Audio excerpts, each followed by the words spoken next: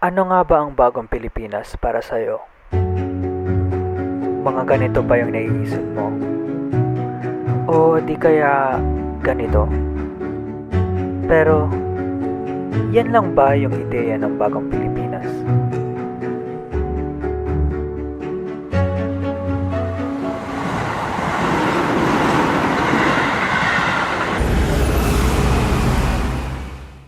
Kamusta po ang buhay niyo ngayon? Okay naman po. Buhay ko ngayon, balanse lang. Okay naman po, nakakaraos naman po. Ano-ano po yung mga traits ng bansa para masabi niyo na maunlad ito? Magbigay po kayo kanina. Siguro po sa economy ng bansa. Siguro kung bababa ang mga bilihin, tapos yung mga walang trabaho, mabibigyan, tsaka yung sweldo. Oo, nakikita kasi nabibigyan ng halaga yung mga bata.